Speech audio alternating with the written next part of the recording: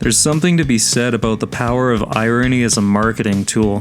For the right price, people will buy anything for a cheap ironic thrill. Sometimes it's so bad that it's great. Other times, it's so bad that it's boring. If it's cheap enough though, at least you're not losing much, except for precious, irreplaceable time as each second ticks closer and closer to all of our eventual ends. Speaking of every person on the Earth dying, when Super Noah's Ark 3D went on sale, I looked at its price and thought, yeah, that'll work. It's not as though this little Wisdom Tree gem is unknown, and countless people have talked about it in the past, including James Rolfe himself all the way back in 2006. It's well known at this point that the game uses the Wolfenstein 3D engine, features Christian themes, and is considered to be little more than a joke, but very few people talk about the game beyond that. Is it actually any good, or is it really as bad as people think it is? After playing through the entire game on normal, shooting food at countless goats, answering quiz questions about the Bible, and admiring Noah's narcissistic portraits placed all throughout the Ark's walls for some reason, I found the game to be miserable, but not entirely so. Sort of like another game I played before. The story revolves around the animals on Noah's Ark becoming increasingly restless, and they want to get off the ship really badly. You have 6 days until the flood is over, and have to calm the animals down by shooting food at them until they go to sleep for an indefinite amount of time. Probably forever. You start with a slingshot, which acts as the pistol. Then you'll find the large feed launcher, which is the machine gun. Then the Super Feeder 5000, which I guess is supposed to be the chain gun. You also have an utterly useless hand-feeding option that people make masturbation joke screen caps with. In addition to the Wolfenstein equivalents, you also have a coconut launcher which fires 2 slow-moving projectiles that explode in a small area of effect, and a watermelon launcher, which is even slower but can kill, put several animals to sleep at once. Your enemies include goats, sheep, gazelle, oxen, but the most horrifying of all, in my opinion, are the ostriches. Which brings me to my next point, and something I really wasn't expecting from this happy, religious game. For lack of a better term, this game is really goddamn hard, and not in a way that seems fair a lot of the time. Enemies like the ostriches can do an obscene amount of damage to you, especially at close range. Just like with Wolfenstein, how much damage you take and deal seems to be largely affected by your distance from the enemies. With so many of the animals placed out of sight around corners, I found myself dying countless times, and I'd be lying if I said I didn't take the Lord's name in vain a few times as a result. Seriously, I haven't gotten this angry at a game since, well, you know. In addition to the frustratingly fast deaths and huge amount of damage enemies can deal to you, there seems to be an element of our good friend, savior, and malevolent deity RN Jesus attached to this game too. How appropriate. This can be a double-edged sword though, because while it is frustrating for an enemy to not go to sleep after several hits from the coconut launcher, there are times when it works in your favor, and an attack at close range from those dickhead ostriches will only do a small amount of damage or miss outright. On the other hand, Super Noah's Ark 3D has a few elements that I enjoy quite a bit, and find to be mostly lacking in modern FPS games, with some exceptions. As with Wolfenstein, Doom, Duke Nukem, Shadow Warrior, Blood, and Rise of the Triad, there's a large emphasis on exploring and finding secrets. Oftentimes, these secrets can yield more powerful weapons ahead of when you'd normally find them, and in some cases, it's almost necessary for surviving the onslaught of these annoying animals that spit at you constantly.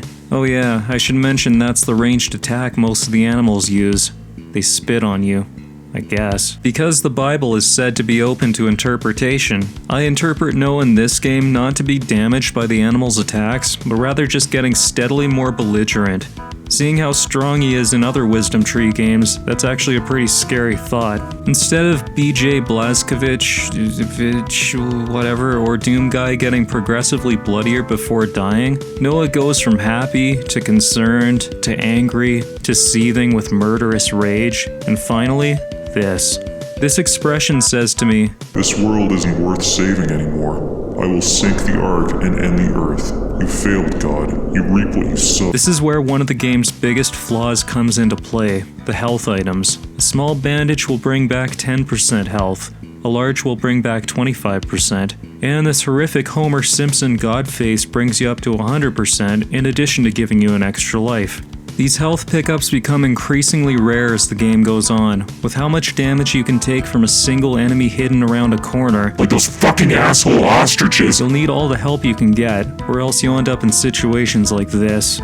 Even the secret areas are incredibly stingy when it comes to health pickups, oftentimes containing nothing but fruit, which of course doesn't give health, or points for whatever that's worth. Instead, collecting 50 fruit will give you an extra life, up to a maximum of 9. If you've been paying attention to the HUD, you're probably wondering why I seemingly haven't lost a single life despite going on about how many times I've died. Forgive me, Father, for I have sinned. I'm gonna admit something. After a certain point, I decided I was just gonna save scum for the rest of the game.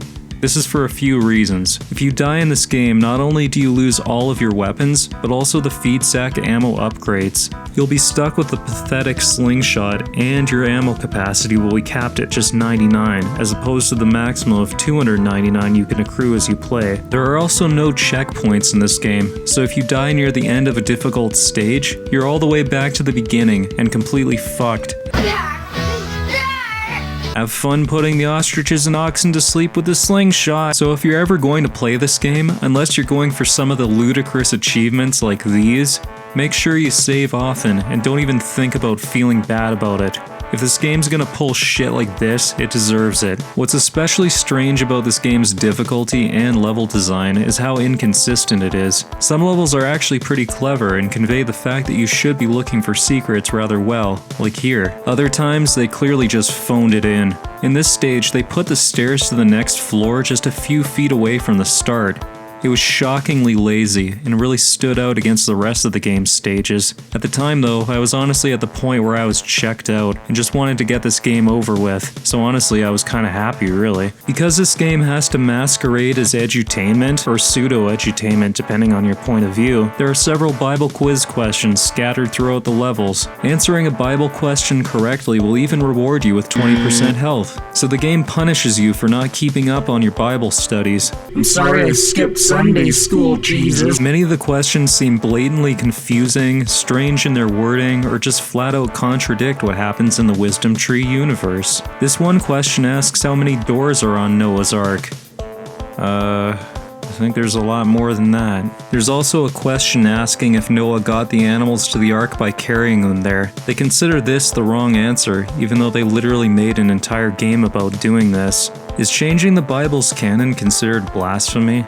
Oh, I guess not. The bosses themselves are a huge mixed bag in terms of difficulty. The first boss is a camel that's supposed to be the Hans Gruss equivalent. Because he follows a hit scan method of damaging you, and can attack very quickly, you can be mowed down extremely fast. It took several tries to get past this first boss. By the time you reach the monkey though, Melvin I think his name is, he throws extremely slow projectiles that you can easily strafe out of the way from. I didn't even take any damage from him. To be fair, this is more due to the game being a product of its time, when Super Noah's Ark 3D was being played with no easy strafe options or on a Super NES controller.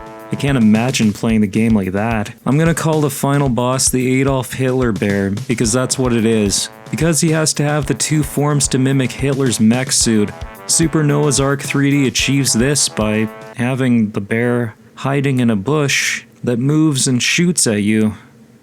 Okay. This is actually supposedly a Bible reference, from the line, like a bear lying in wait, like a lion in hiding. I don't know either, so whatever. When you lower Hitler Bush Bear's health down to 50%, he'll break out of the bush and fight you in much the same fashion. Just keep shooting, strafe, get health, get ammo, he'll fall asleep, and I'm done. Just fucking done.